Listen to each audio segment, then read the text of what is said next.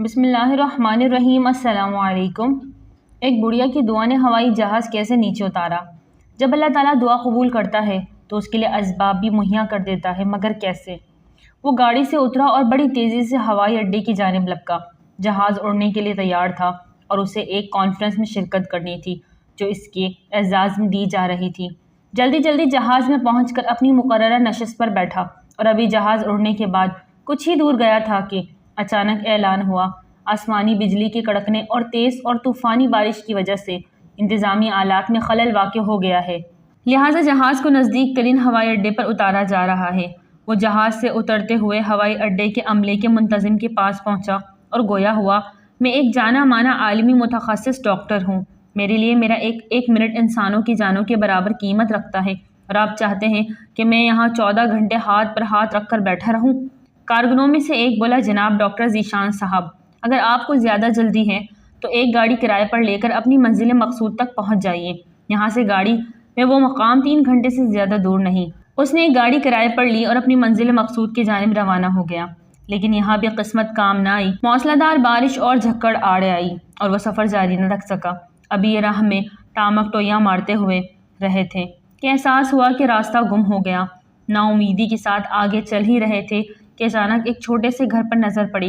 اس طوفان میں غنیمت جان کر نیچے اترا اور جا کر دروازہ بجھایا۔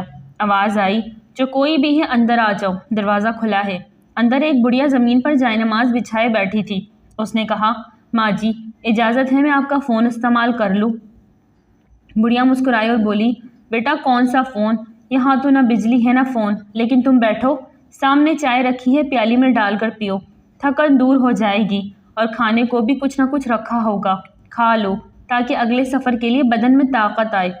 ڈاکٹر نے بڑھیا کا شکریہ ادا کرتے ہوئے پیالی میں چائے ڈالی اور پینے میں مشغول ہو گیا، جبکہ بڑھیا نماز و دعا میں مشغول تھی۔ اچانک بجلی گوندی تو ان کی نظر پڑی، اس بڑھیا کی جائے نماز کے بغل میں ایک بچہ کمبل میں لپٹا پڑا ہے، جیسے وہ تھوڑی تھوڑی دیر بعد ہلاتی جا رہی تھی۔ جب کافی دیر بعد بڑھیا نماز پڑھ کر فارغ ہوئی تو ڈاکٹر نے کہا، میں آپ کے اس اخلاق اور لطف و کرم کا نہایت ہی مشکور ہوں، میرے لیے بھی دعا کیجیے۔ آپ کی اخلاق حسنہ اس بات کی خبر دیتے ہیں کہ آپ کی دعا ضرور قبول ہوگی۔ بڑھیا بولی، نہیں بیٹا، ایسی کوئی بات نہیں، تم راہگیر ہو اور راہگیروں کے ساتھ حسن سلوک کا حکم اللہ نے دیا ہے۔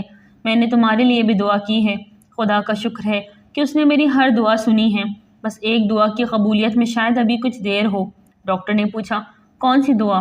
بڑھیا بولی، یہ جو بچہ تمہاری آنکھوں کے سامنے ادموا پڑا ہے، میرا پوتا ہے، نہ اس کی ماں زندہ رہی نہ باپ، اس بڑھاپے میں اس کی ذمہ داری مجھ پر ہے۔ ڈاکٹر کہتے ہیں اسے کوئی موذی مرض ہے جس کا وہ علاج نہیں کر سکتے۔ کہتے ہیں کہ ایک ہی ڈاکٹر ہے، بڑا نامی گرامی، نام بتایا تھا اس کا، ہاں ذیشان، وہ اس کا آپریشن کر سکتا ہے، لیکن میں بڑھیا کہاں اس تک پہنچ سکتی ہوں؟ لے کر جاؤں بھی تو پتہ نہیں قبول کرے یا نہ کرے۔ میری تو خیر ہے، بیچارہ بچہ خوار ہو جائے گا، بس اب اللہ سے ہی امید ہے کہ وہ میری مشکل آسان کر دیں۔ ڈاکٹر کی آنکھوں سے آنسو نکل رہے تھے، وہ بھرائی ہوئی آواز میں بولا، خدا کی قسم، آپ کی دعا نے ہوائی جہاز کو نیچے اتار لیا، آسمان پر بجلی کندوا دی، مجھے راستہ بھلوا دیا تاکہ میں یہاں تک کھینچا چلاؤں۔ خدا کی قسم، مجھے یقین نہیں آتا کہ خدا ایک دعا کو اس طرح قبول کر کے اپنے بندے کے لیے یوں اسباب فراہم کرتا ہے، سبحان اللہ۔ ناظرین، ویڈیو اچھی لگے تو لائک کر دیں، چینل کو سبسکرائب کر دیں اور دعاؤں میں یاد رکھیں۔ السلام علیکم۔